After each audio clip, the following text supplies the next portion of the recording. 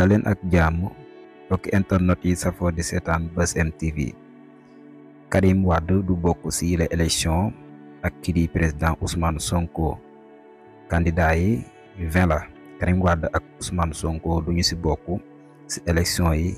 recours bi Amadou Ba def ci kaw Bassirou Diomaye Faye ak Cheikh Tidiane Dièye waa conseil constitutionnel dañ ko bañal lankal ko moom mii di Amadou Ba. kon kii di Bassirou Diomaye Faye candidat wu président Ousmane Sonko dina bokk ci les élections mu nekk nag ab nouvelle bu neex ndax patriote yi kat ñoo doon faral di wax Bassirou mooy Sonko, Sonko mooy Bassirou.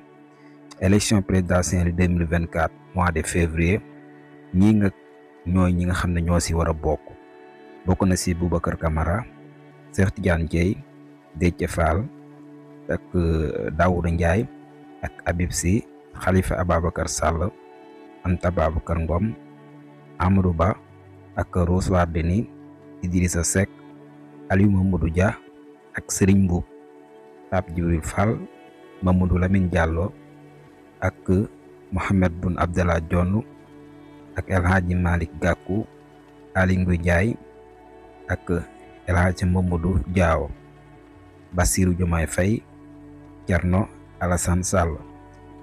mu nekk limu 20 candidats yi nga xam ne nag dinañu bokk ci les élections 21 yi njëkkoon a génne nag kenn rek lañu ci génne muy Karim Wade mi nga xam ne Thierno Alassane Sall dafa defoon ab recours jëm ci moom ci mbirum double nationalité ba tax moom mii di Karim kon du bokk ci les élections moom ak président Ousmane Sonko.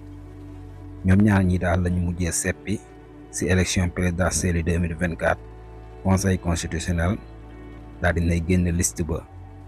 kon mois de février 20 candidats la ñuy am yu war a jëm ci élection présidentielle 2024.